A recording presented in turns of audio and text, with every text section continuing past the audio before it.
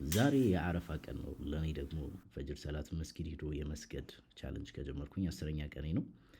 ዛሬ በጠዋት ነበር የነቃሁት። ወደ 10 ሰዓት ተኩል ምናምን አካባቢ ነበር የነቃሁት። ከዛ ሱሁር ልክ መብላት እንደጀመርኩ ከ10 ደቂቃ በኋላ ወዲያውኑ አዛን አለ። ብዙ ሰዎች የአረፋ ቀን የሚመስላቸው የኢድ ቀን ራሱ ነው። የአረፋ ቀን በዛሬው ቀን ነው። ከኢድ አንድ ቀን ቀደም ብሎ ያለው ቀን ነው። ይህንን ቀን ጾማችሁ ካሳለፋችሁት ያለፈውንም አመት የሚመጣውንም አመት ወንጀል እንደሚማራላችሁ ነው እንግዲህ የሚነገረው።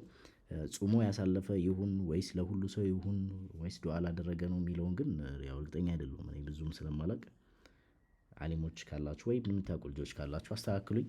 እዚህ ጋር እንግዲህ እንደምታዩት ውዱኤን አደረኩኝ። ከዛን ወደ መስጂድ እንወጣለን ማለት ነው። በዛሬው ቀን ጥሩ ሰዓት ነበር ከቤት የወጣሁት። ልክ ስወጣ ኢቃም ብሎ ልክ መስገድ እየጀመሩ ነበር።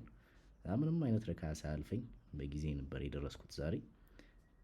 ከዛ ልክ እንደደረስኩ ሰላቴን ሰገድኩኝና ቆንጆ ደርስ ነበር። ከዛ እሱን ደርስ ቁጭ ብዬ ተከታተልኩኝ።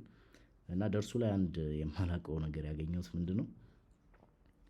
ለካ የአረፋ የኢድ ቀን መጾሙ ግዴታ አይደለም። የኢድ ቀን እስከ 4 ሰዓት ቢጾም ይወደዳል። ግን ደግሞ የማይጾሙ ሰዎችን እኔ መከራቸውን ነበር ሳሳያቸው ነበር። ለምን አጾም ለምን በላ ምናምን እያልኩኝ። እና ያው ግዴታ አይደለም የማይችሉ ልጆችም ምናምን ካሉ መብላት እንደሚችሉ አላውቅም ነበር። በዛሬው ቀን ተምሬያለሁ ማለት ነው። ከዛ ቤት ተመልሼ መጀመሪያ ያደረኩት ነገር ሴቲንግ ውስጥ ገብቼ ያሉትን ኖቲፊኬሽኖች በሙሉ አጠፋሁኝ። የቴሌግራም፣ ቲክቶክ፣ ኢንስታግራም ምናምን በቃ ሙሉ ኖቲፊኬሽኖቼን አጠፋፋው ማለት ነው። በዛሬው ቀን ያው ምንም አይነት ዲስትራክሽን ስለማያስፈልግ ይህ ቀን የሚገኝ ቀን አይደለም። ስፔሻሊ የኢድ ቀናቶች እነዚህ ስፔሻሊ ከሁሉም ቀናት ደግሞ የዛሬው ቀን የአረፋ ቀን በጣም ከባድ ቀን ስለሆነ ምንም አይነት ረብሻ ስለማልፈልግ ሙሉ ኖቲፊኬሽኖቼን አጠፋሁኝ።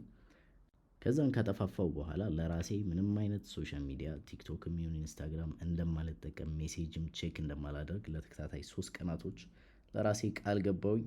ከእናንተ ጋር ግን ያው ግንኙነታችን ይቀጥላል። ቲክቶክ ስቱዲዮ ላይ ገብቼ እዚህ ጋር እንደምታዩት ቪዲዮውን ኤዲት አደረግና በላፕቶፕ ልክ እንደጨረሱት ቲክቶክ ስቱዲዮ ላይ ፖስት አድርጌ ወዲያውኑ እወጣለሁ ማለት ነው።